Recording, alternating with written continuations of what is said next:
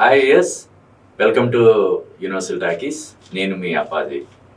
2025 సంక్రాంతికి వచ్చినటువంటి సినిమాల్లో 5 సినిమాల్లో 3 సినిమాలు మంచి విజయం సాధించడం మనం చూసాము.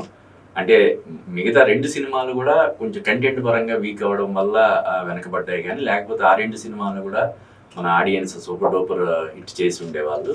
ఇప్పుడు సమ్మర్ వస్తుంది, అంటే సంక్రాంతి కంటే కూడా యాక్చువల్గా చెప్పాలంటే సమ్మర్ అనేది ఇంకా పెద్ద సీజన్. పిల్లల పరీక్షలు అయిపోయిన తర్వాత పేరెంట్స్ కొంచెం ఊపిరి పీల్చుకొని సరదాగా పిల్లలతో పాటు సినిమాలకు వెళ్ళే సీజన్ కావడం వల్ల సంక్రాంతికి సమ్మర్కి చాలా డిమాండ్ ఉంటుంది.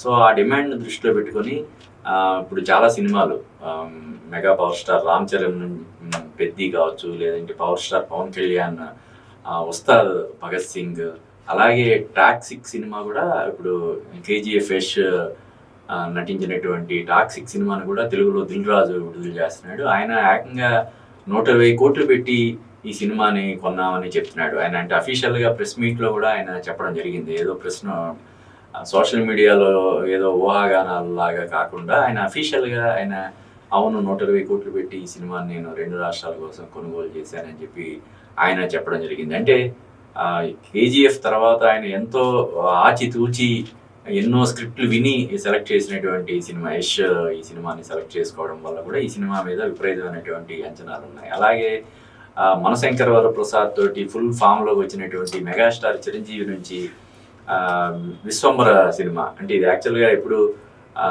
విడుదల కావాల్సినటువంటి సినిమా, కానీ గ్రాఫిక్స్ అంత ఎఫెక్టివ్గా రాలేదన్న కారణంతో దాన్ని వెనక్కి పెట్టి మనశంకర్ వరప్రసాద్ షూట్ చేసి దాన్ని విడుదల చేయడం జరిగింది. ఇప్పుడు ఈ సినిమా మీద ఆయన ఫోకస్ పెడుతున్నారని చెప్పి మనకి తెలుస్తుంది. విశ్వంబర సినిమా కూడా రాబోతుంది. అలాగే మొట్టమొదటిసారి విక్టరీ వెంకటేష్ త్రివిక్రమ్ కాంబినేషన్లో రూపొందుతున్నటువంటి సినిమా, ఇప్పటికే శరవేగంతో షూటింగ్ జరుగుతుంది, ఆదర్శ కుటుంబం సినిమా కూడా ఈ సమ్మర్కే రానుంది. అయితే ఎప్పుడన్నది ఇంకా వాళ్ళు క్లారిటీ ఇవ్వాల్సి ఉంది. అలాగే వీటితో పాటు నిఖిల్ది స్వయంభూ సినిమా కూడా ఈ సమ్మర్లోనే వస్తుంది. అలాగే నాని ప్యారడైజ్, ఇలాగ దాదాపుగా ఒక 10 సినిమాల వరకు సమ్మర్లో సందడి చేసేందుకు సన్నాహాలు చేసుకుంటున్నాయి.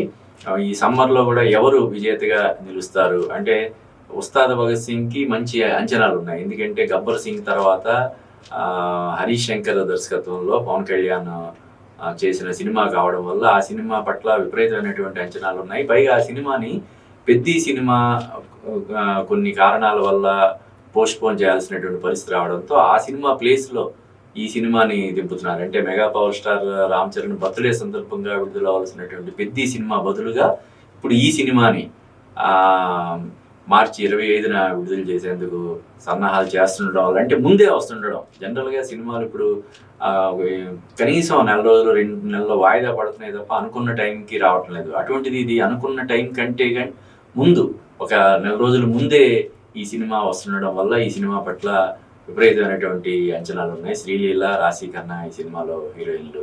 అలాగే పెద్ది సినిమా ఒక నెల వాయిదా పడినా కూడా ఆ సినిమా మీద కూడా విపరీతమైనటువంటి అంచనాలు ఉన్నాయి. రోజు రోజుకి ఆ అంచనాలు పెరుగుతున్నాయి. అలాగే విశ్వంబర సినిమా మనశంకర్ వరప్రసాద్ లాంటి మెగా బ్లాక్ బస్టర్ తర్వాత చిరంజీవి నుంచి వస్తున్న సినిమా కావడం వల్ల ఆ సినిమా మీద కూడా మంచి అంచనాలు ఉన్నాయి. ఇంకా టాక్సిక్ సినిమా గురించి ఇందాక మనం చెప్పుకున్నాం. ఆ సినిమా మీద కూడా అంటే కేవలం తెలుగులోనే 120 కోట్లు బిజినెస్ జరుపుకుందంటే ఇంకా మరి నేషనల్ వైడ్ అటు కర్ణాటకలో కానీ, మలయాళంలో కానీ, తమిళంలో కానీ, ముఖ్యంగా బాలీవుడ్లో కానీ ఏ రేంజ్లో బిజినెస్ జరుపుకొని ఉంటుందో మనం ఊహించవచ్చు. సో అంటే 1000 కోట్లు టార్గెట్ తోటి ఆ సినిమా బరిలోకి దిగుతుందని చెప్పొచ్చు. ఇలాగా ఈ సినిమాలు సమ్మర్లో ఏ సినిమా